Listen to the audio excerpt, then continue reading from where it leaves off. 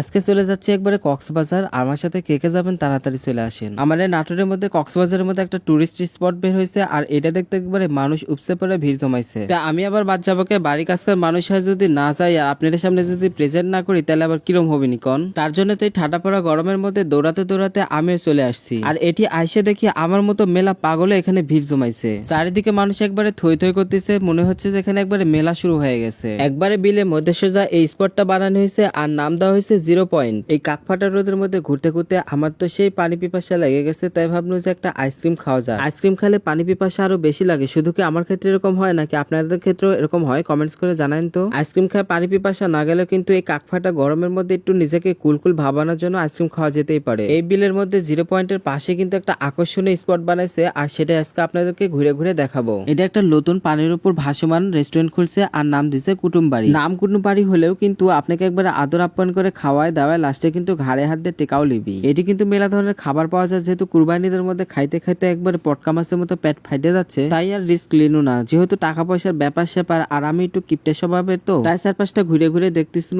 আর নিচে দেখেন ড্রাম লাগায় রাখছে, পানি যখন বৃদ্ধি পাবে এটা কিন্তু ভাসে উঠবে পানির উপর। এত বড় একটা রেস্টুরেন্ট পানির উপর যখন সম্পূর্ণটা ভাসে থাকবি তখন না জানি কত সুন্দরই না লাগবি। যখন মেলা পানি হবে আর এটা সম্পূর্ণটা ভাসে থাকবি তখন কিন্তু আমি আবার আসবো আর এসেটি পেট ভরে খাই যাবো। আর আপনারাও আসলে কিন্তু মানি ব্যাগটা দেখে শুনে তারপরে খাবারের অর্ডার দিয়েন। আমাদের নাটোরের মধ্যে কিন্তু মেলা সুন্দর সুন্দর ঘোরার মতো জায়গা হয়েছে, আর কিন্তু টাকা পয়সা খরচ করে আপনারা কক্সবাজার, বান্দরবান, রাঙামাটি, সিলেট যেতে হবে না। দেখেন তো এই জায়গার যে সুন্দর ভিউ, একবার টিকটক, ফেসবুক, ইউটিউবে ভিডিও ছাড়লে একবার ফরিউতে দৌড়াবি। আমি খালি ভাবিছিল মেলা মানুষ যখন একসাথে এটার উপর উঠবি আর তখন যদি পটাশ করে ভাঙে নিচে পড়ে যায় তাহলে কি অবস্থাটা হবে নি কন্ত। আমি তো আইসি এটি শুধু একবারে ছবি তুলতে আর ভিডিও করতে। যদি এই রেস্টুরেন্টের মালিকেরা বুঝতে পারে বা জানতে পারে তাহলে কি আমাকে এর থেকে তাড়াই দিবিনি। সব সালপাল দেখেন একবারে ফিরিত পায়ে ছবি তোলার হিরিক লাগাই দিচ্ছে, একবার আমাকে সিরিয়ালই দিচ্ছে না, ঠেলা ঠেলি বাজার লাগাই দিচ্ছে মনে হচ্ছে। অনেক একটুনি গুতা টুতা মায়ের হেঁটাই দিয়ে একটুনি জায়গা পাইছি, আর তার মধ্যে একটু হাইফাই দিনু। কুটুমবাড়ি রেস্টুরেন্টের খাবার দাবার নিয়ে ভিডিও একটা ছাড়বনি, সে পর্যন্ত সবাই কিন্তু ফলো দিয়ে পাশে থাকবেন। আজকের মতো কুটুমবাড়ি রেস্টুরেন্ট থেকে বিদায় নিচ্ছি,